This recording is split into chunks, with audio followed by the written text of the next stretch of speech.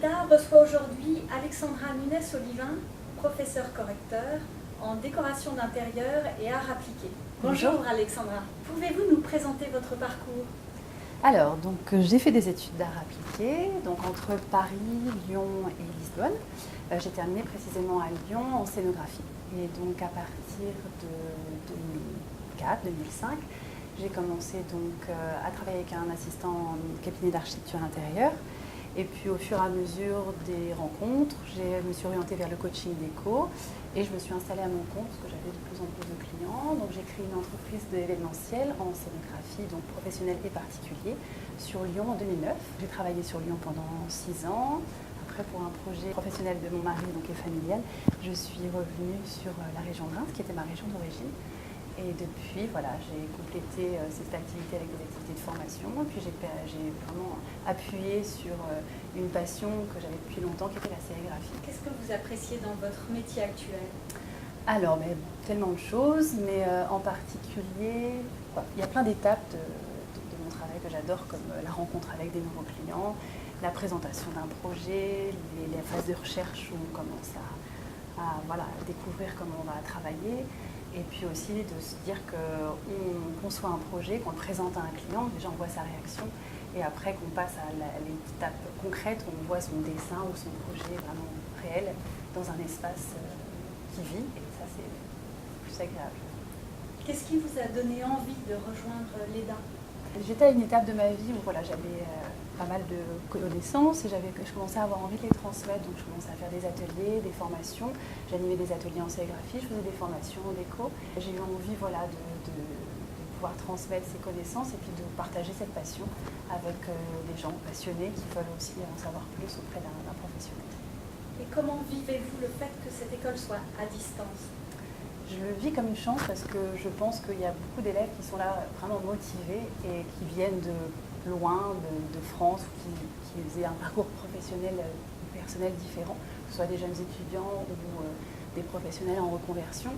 On est là, on se retrouve autour d'un écran et du coup on est vraiment dans une rencontre, on se retrouve sur cet objet mais il n'y a rien qui nous empêche de pouvoir échanger des savoirs et des connaissances autour de cette passion. Et voilà, je trouve que la distance permet d'avoir des gens motivés face à soi.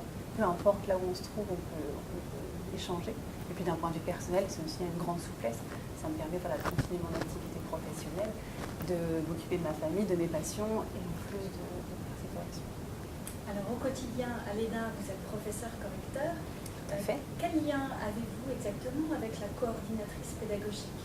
Alors la coordinatrice nous permet d'en savoir plus sur l'élève, de comprendre vraiment, de savoir ses origines, ses compétences, et du moins d'où il vient, et surtout d'avoir en tête ses objectifs, savoir ce qu'il veut faire, puisqu'on adapte en fonction. C'est bien pour un correcteur de savoir si la personne est là juste pour s'améliorer d'un point de vue connaissance générale, ou si réellement demain il va être professionnel. Même si on offre à tous le plus de savoir et de connaissances possibles, c'est bien de pouvoir être un petit peu plus exigeant sur des élèves qui ont vraiment un projet concret derrière et qui veulent rapidement aboutir à un résultat.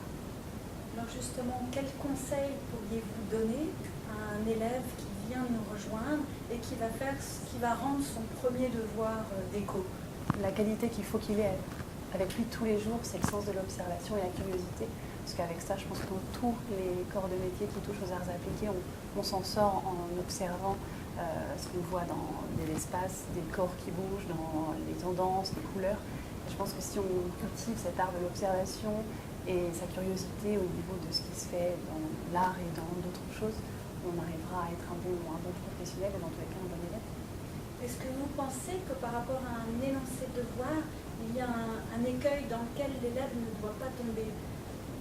Alors après, oui, je pense que quand on a des règles précises et qu'on demande à respecter des formats, de présentation, on se doit en tant que professionnel de rendre des choses bien présentées, propres, qui répondent donc aux règles de présentation de base. Et je pense que je suis très exigeante là-dessus sur la présentation et la communication, puisque en plus on est à distance, donc on ne donne pas cette possibilité à l'élève de se justifier à l'oral.